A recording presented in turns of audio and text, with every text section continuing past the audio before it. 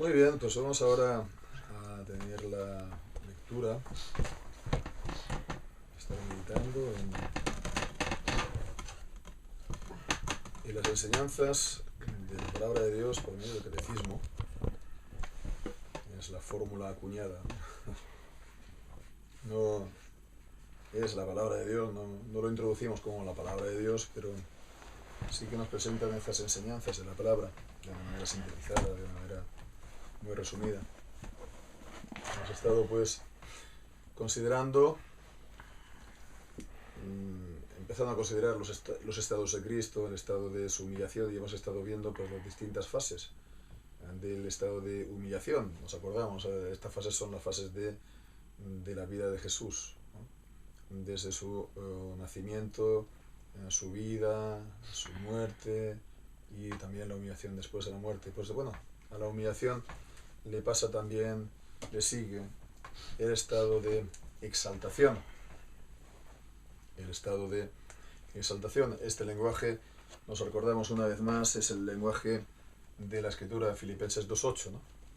Que se humilló a sí mismo hasta la muerte y muerte de cruz, por lo cual Dios, el Padre, lo exaltó hasta lo sumo, ¿no? Bien, pues entonces vamos a ver el estado de exaltación y vamos a entonces empezar a considerar, espero, cubrir las preguntas 51 y 52. Primeramente nos está definiendo de qué hablamos, qué significa el estado de exaltación de Cristo. Pregunta 51, ¿en qué consiste el estado de exaltación de Cristo?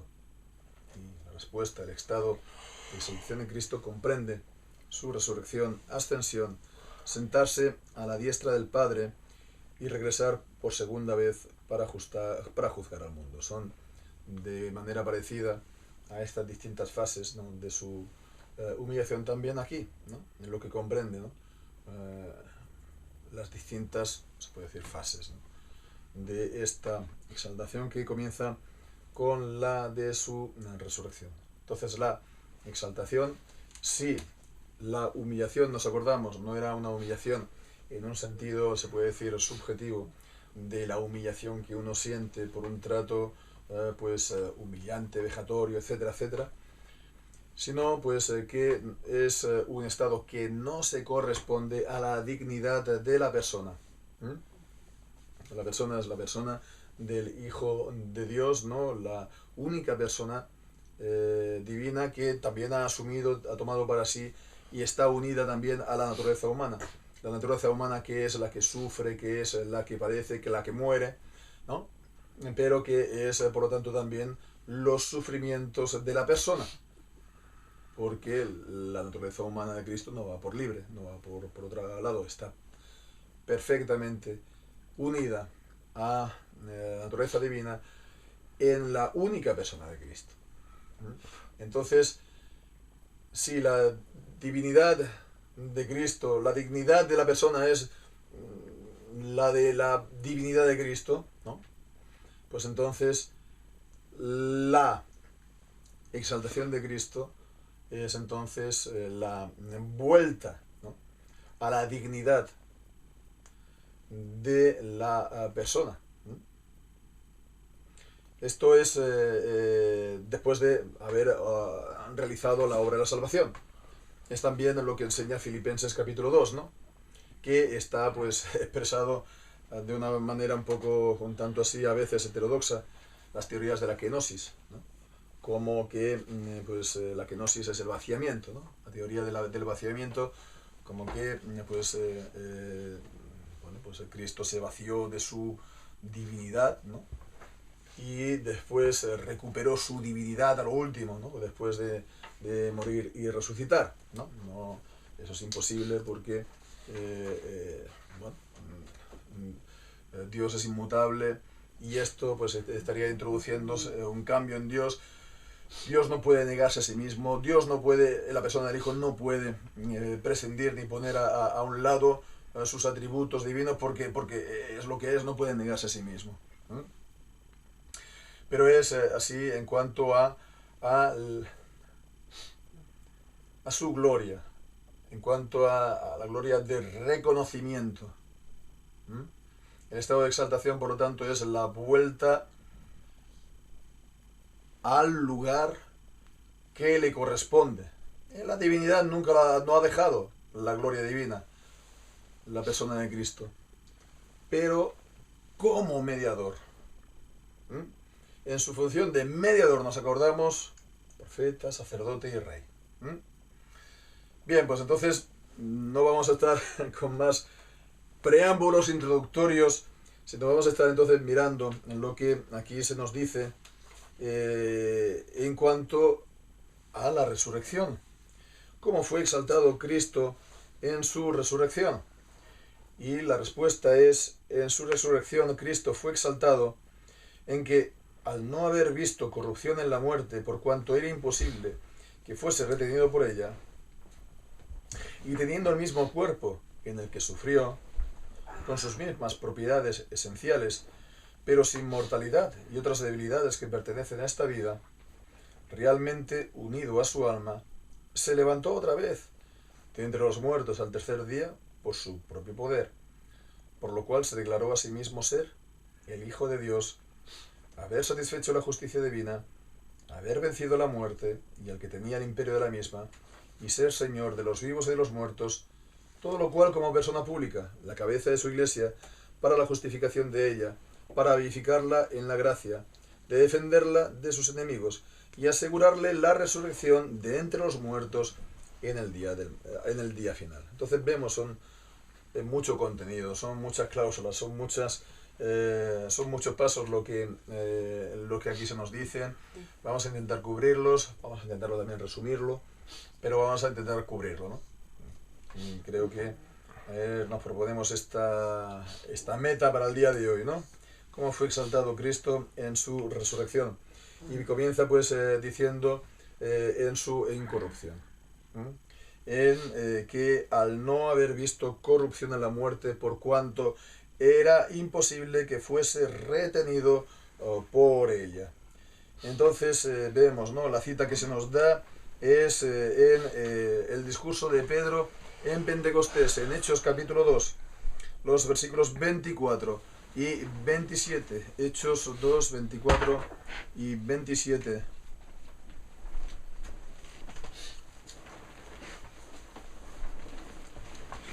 Hechos 2, 24 y 27.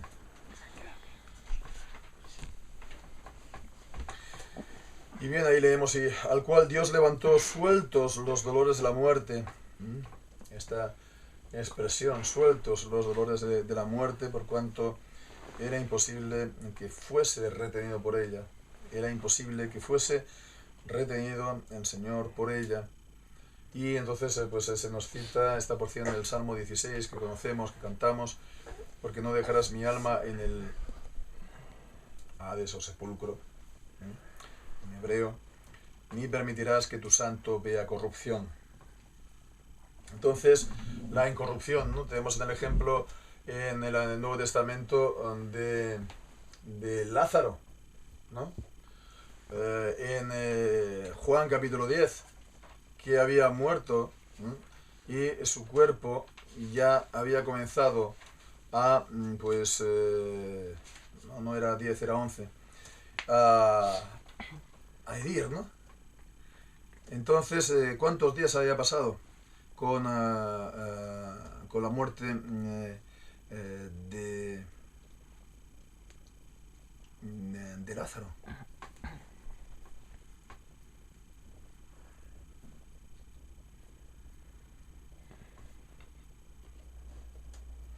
Pues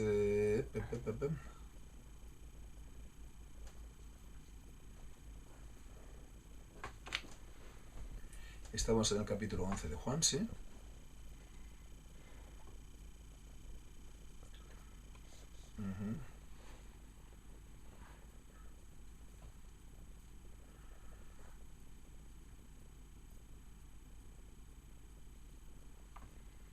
Bueno, pues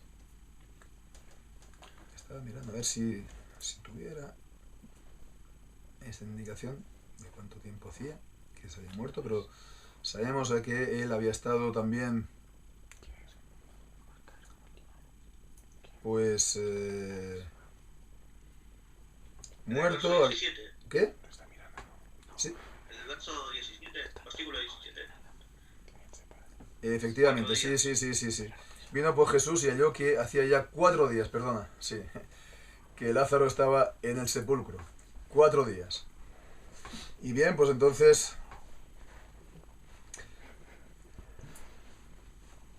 estas fueron también las objeciones que le decían, ¿no? Los judíos, que realmente pues él pues ya había comenzado también a,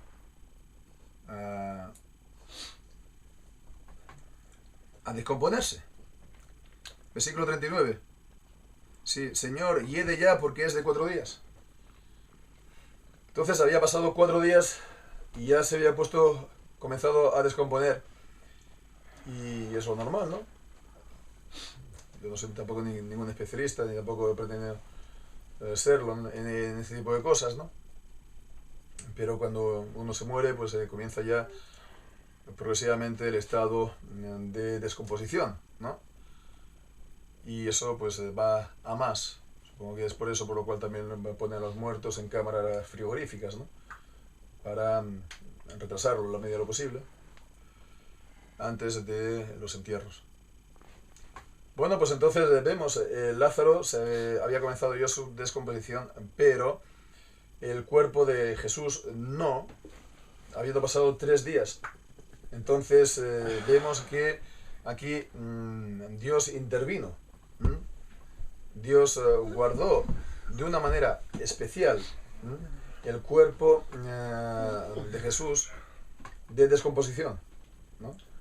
Fue, digamos, lo que antiguamente se llamaba una providencia particular, una intervención particular de Dios, ¿no?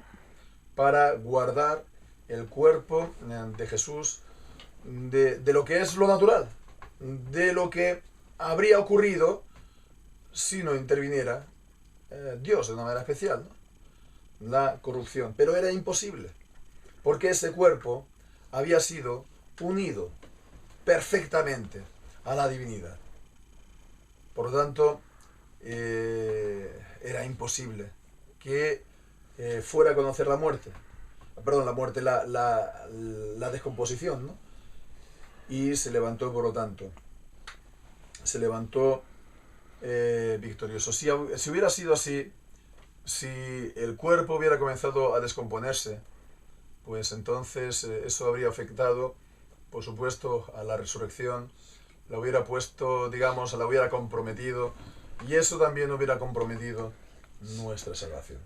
Porque como vemos aquí, todo el resto de la respuesta, nuestra salvación está ligada, dependía de que Jesús se levantase de entre los muertos.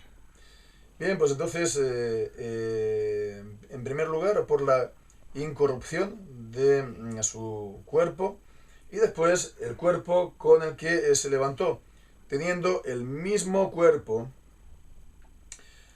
en el que sufrió, con sus mismas propiedades esenciales. Cuando Jesús se presentó ante los discípulos en el capítulo 24 de Lucas, Él les dijo del versículo 39, mirad mis manos y mis pies, que yo mismo soy, palpad y ved, porque un espíritu no tiene carne ni huesos, como veis que yo tengo. Le palparon las manos, le palparon por lo tanto el lugar donde fue crucificado y fue atravesado por los clavos. Era el mismo cuerpo, entonces esto significa que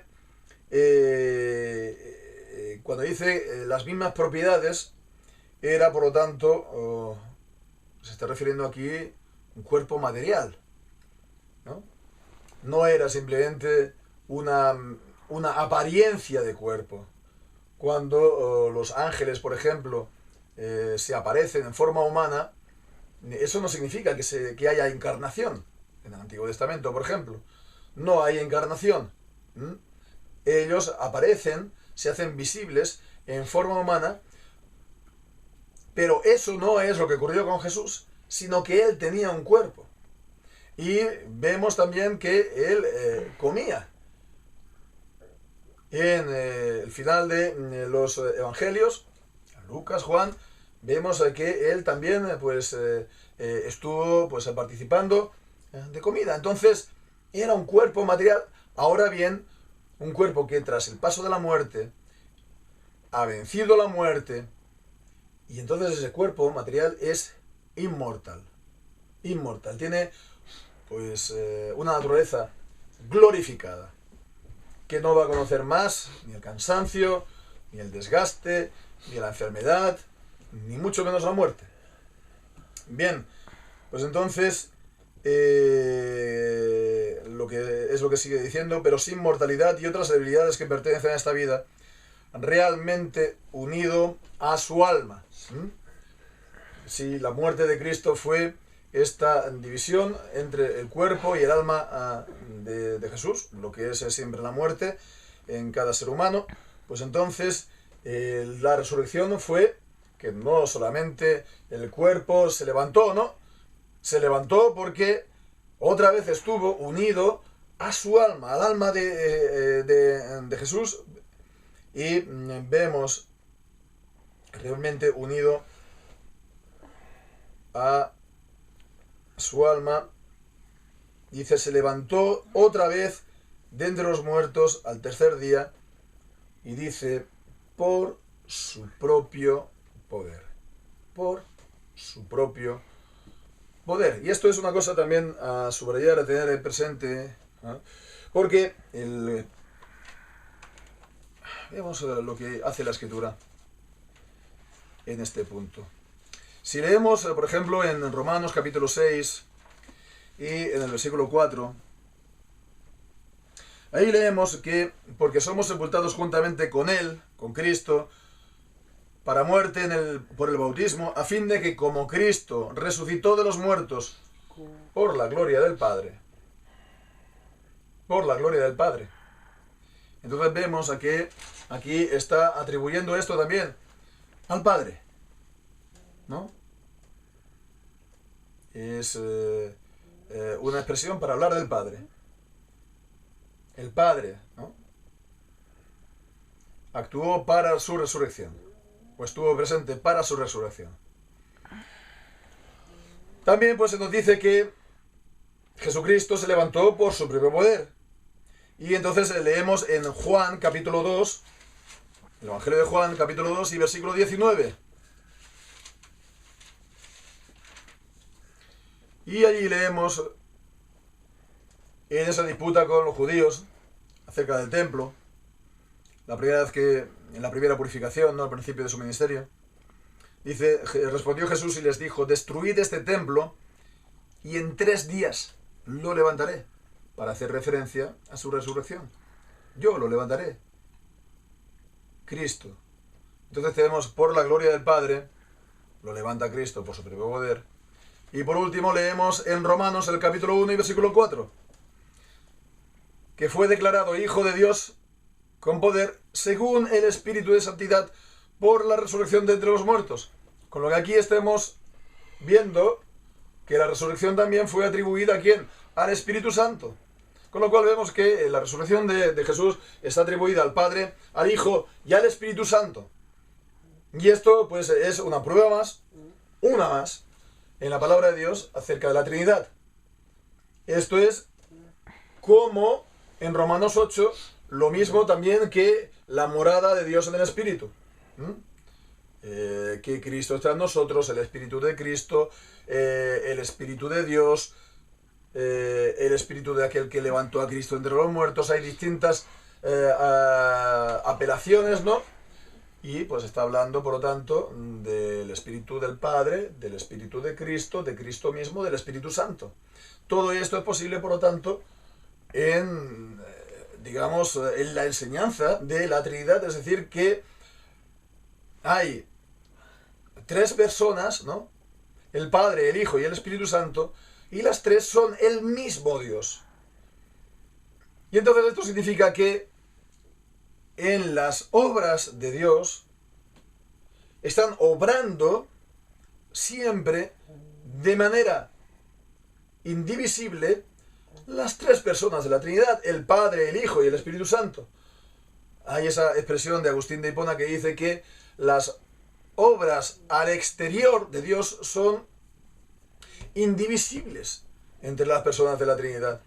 Las tres personas de la Trinidad estuvieron actuando en la creación. El Padre actuó, el Verbo, la sabiduría de Dios estuvo actuando, como vemos en, por ejemplo, en el libro de Proverbios, capítulo 8. El Espíritu Santo también lo vemos en Génesis 1, en el momento de la creación, y en la redención lo mismo, y en uno de los actos principales, capitales de esta redención, la resurrección, estuvieron pues en la resurrección actuando el Padre, el Hijo y el Espíritu Santo. Con lo cual, pues sí, Cristo actuó también y se levantó de entre los muertos por su propio poder. El poder de la divinidad. Todopoderoso. Dios, pues por eso Él también se levantó de entre los muertos. Y bien, pues entonces vemos esto, por lo cual Él se declaró a sí mismo ser el Hijo de Dios, por una parte, lo hemos leído en Romanos 1:4, y además de esto, los efectos de la resurrección para nosotros. Haber satisfecho, dice, la justicia divina. Y está entonces este pasaje tan maravilloso, Romanos 8:34. ¿Quién es el que condenará? Cristo es el que murió, más aún, el que también resucitó, el que además está a la diestra de Dios, el que también intercede por nosotros. ¿Quién es el que condenará? El que murió. Dice, más aún, el que resucitó. Hacemos, por supuesto, mucha hincapié y con razón a la muerte de Cristo por el perdón de los pecados. Pero no hemos de olvidar de hacer también el mismo énfasis en su resurrección. Porque nos dice en 1 Corintios capítulo 15, Pablo, a aquellos que negaban la realidad de la resurrección de Cristo, que si Cristo no resucitó, vana es nuestra fe, aún estamos en nuestros pecados. Es decir, que la realidad de nuestra justificación, del perdón de nuestros pecados, también depende de esto mismo. No solamente de que Cristo pagó el precio del pecado, el castigo del pecado, sino que se levantó de entre los muertos. Si no hubiera sido así, pues su ofrenda por los sacrificios, su ofrenda por los pecados de su pueblo, no habría alcanzado su objetivo. No habría alcanzado su fin. ¿Qué es cuál?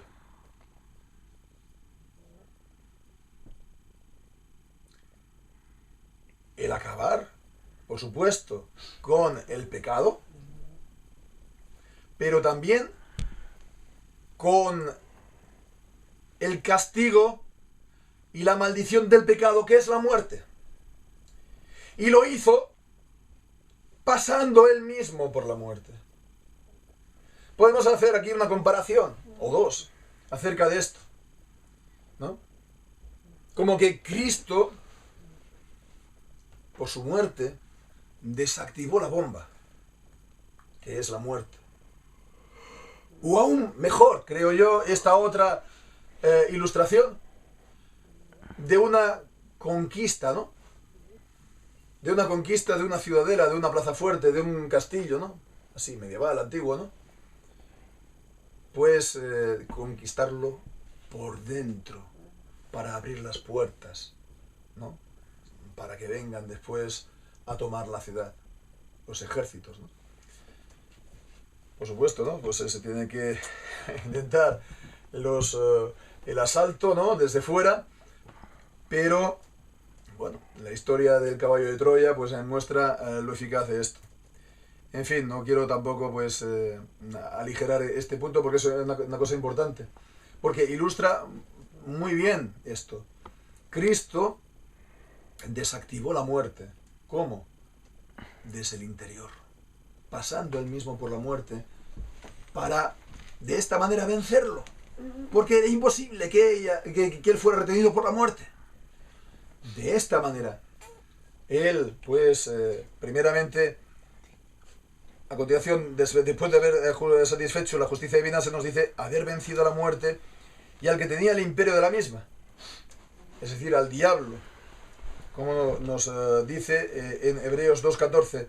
Así que por cuanto los hijos participaron de la carne y sangre, él también participó de lo mismo, para destruir por medio de la muerte al que tenía el imperio de la muerte, esto es al diablo. El diablo se había acaparado de algo que no era suyo por el pecado de los hombres, estos habían pues quedado sujetos a su dominio y bueno, pues al destruir a la muerte, pues ha traído esta verdadera salvación a los hombres de su poder y su autoridad.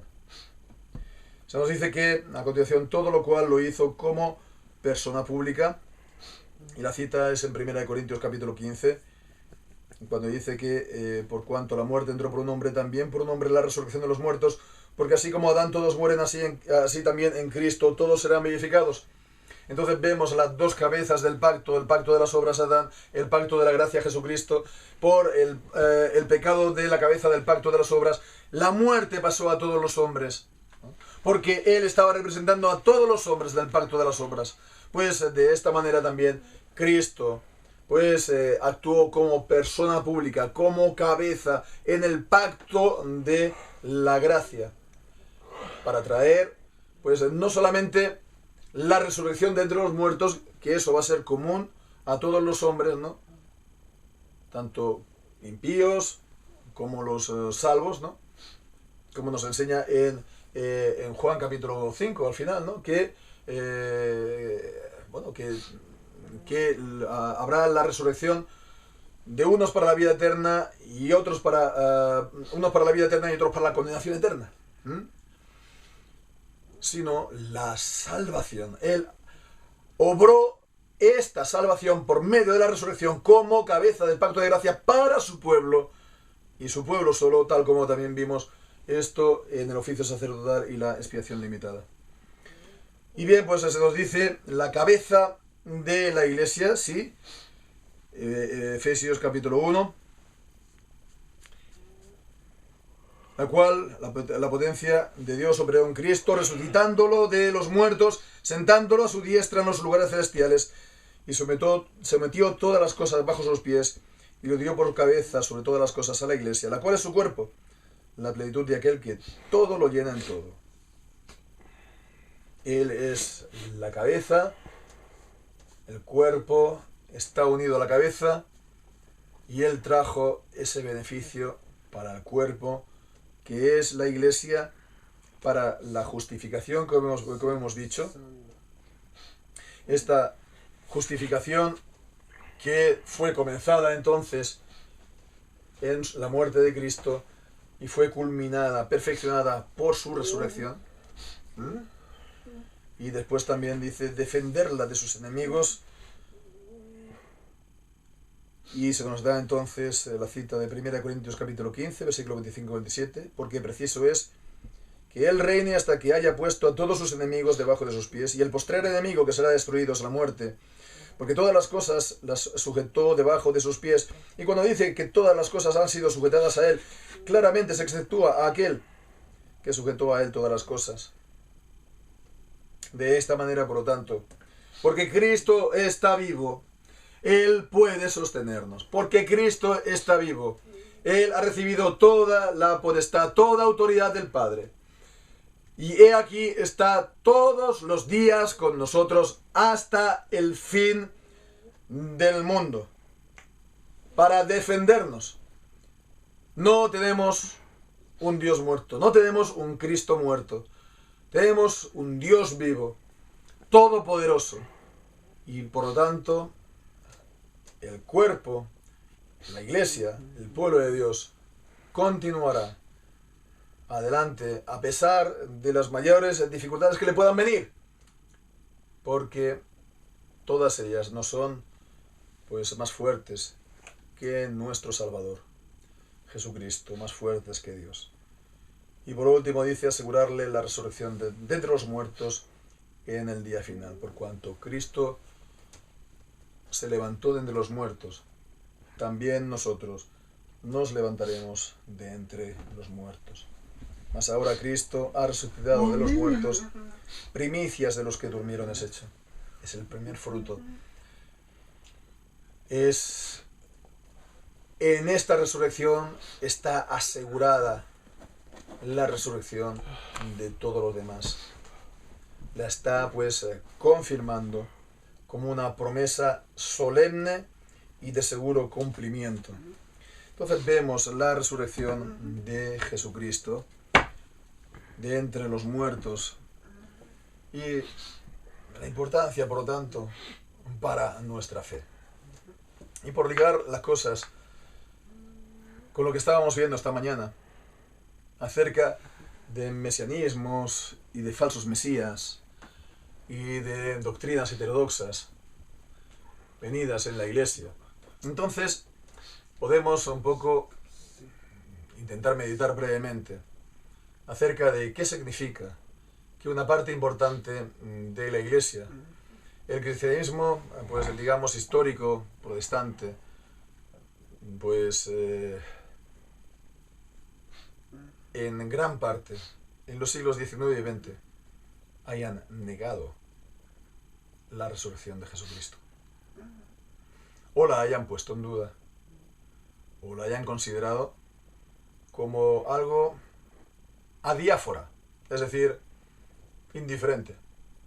Si un pastor cree que Jesucristo resucitó, bueno, pues sí, eso está muy bien, es su affair, es su problema, o está en su derecho, ¿no? Con tal de que no moleste a los demás. Pero si hay otros pastores que no creen y enseñan que Jesucristo no se levantó de entre los muertos, sino que eso es mitología, pues no pasa nada, porque tenemos que, permitir libertad de pensamiento dentro de la Iglesia. Y libertad de conciencia también. Y libertad. Pues, ¿cómo es posible que la Iglesia pueda negar aquello que la Biblia, el Nuevo Testamento, presenta como lo más importante juntamente con la muerte de Jesucristo para nuestra redención? ¿Cuál es el estado de espíritu? ¿Cuál es realmente el grado de apostasía al que un espíritu tiene que llegar para este punto? Evidentemente que esto está pues también en el contexto. Esto es un síntoma más gravísimo, pero está en el contexto de todo un conjunto de síntomas de una enfermedad muy grave. La enfermedad muy grave es que este cristianismo del cual hemos hablado no le apetece pensar mucho, ni estar reflexionando, ni estar creyendo, ni mucho menos o proclamando a Jesucristo exaltado, el estado de exaltación de Cristo. Porque se quedan con, como decía Machado, no el Cristo del madero, sino el que anduvo en la mar. Y no el Cristo Pantocrátor que está en el cielo, el todopoderoso Rey de reyes y Señor de señores, sino, pues bueno, pues no sé, el que más le guste de los relatos de su vida, entendiendo de su vida como la de un simple hombre. Entonces han dividido el estado de humillación del estado de exaltación. El estado de exaltación pues es conjunto vacío, y el estado de humillación ni siquiera lo contemplan como tal, sino las peripecias de un profeta más que ha sido pues castigado por las clases opresoras, ¿no?, de la nación judía. Como nuestras clases opresoras también oprimen al pueblo, y hemos de entonces emprender la revolución, compañeros y camaradas. Este es el estado de espíritu que se ha infiltrado en la iglesia, en las iglesias protestantes históricas, que han acabado llamándose las iglesias liberales, que no deberían ser así, que deberían de volver a la fe de la palabra del Señor. Esto es por la infiltración de estos falsos mesías, de estos mesianismos que van en contra de la palabra de Dios, de estar buscando otro nuevo hombre que no es Jesucristo, el nuevo hombre, el nuevo Adán, que en su resurrección de entre los muertos es la nueva humanidad, que trae vida y que trae incorrupción y que trae vida eterna. Él, Jesucristo, Él es el perfecto nuevo hombre, la nueva humanidad. No hay que estar esperando pues el paraíso del nuevo hombre, que es a imagen del Marx, Lenin y del Che y del Fidel, todos juntos. El nuevo hombre es Jesucristo, el nuevo Adán, que ha traído verdaderamente la vida y vida eterna por su muerte y su resurrección. Y hasta que no se rompa este ídolo abominable, estas iglesias se van a perder y a extraviar más y más.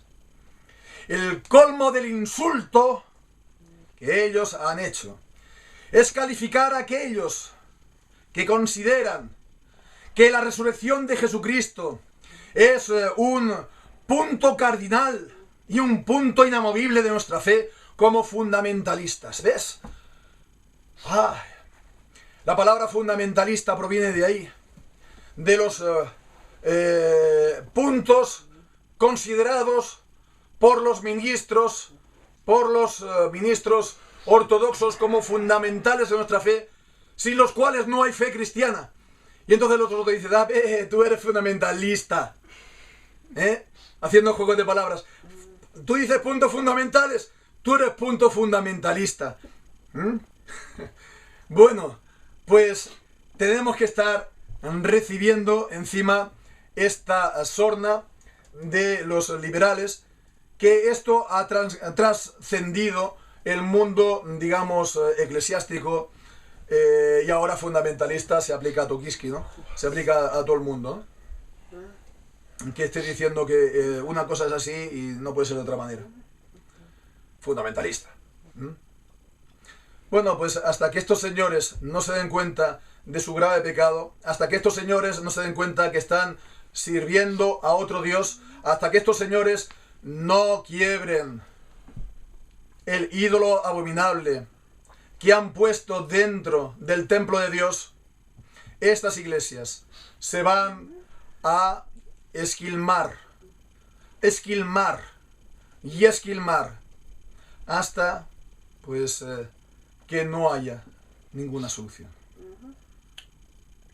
Nosotros aferrémonos a esta verdad de la palabra inamovible. Cristo ha resucitado entre los muertos. La muerte ya no se enseñorea más de Él. Él ha traído de esta manera la vida y vida eterna para su pueblo. Pues gloria a Dios, a nuestro Señor Jesucristo. Amén.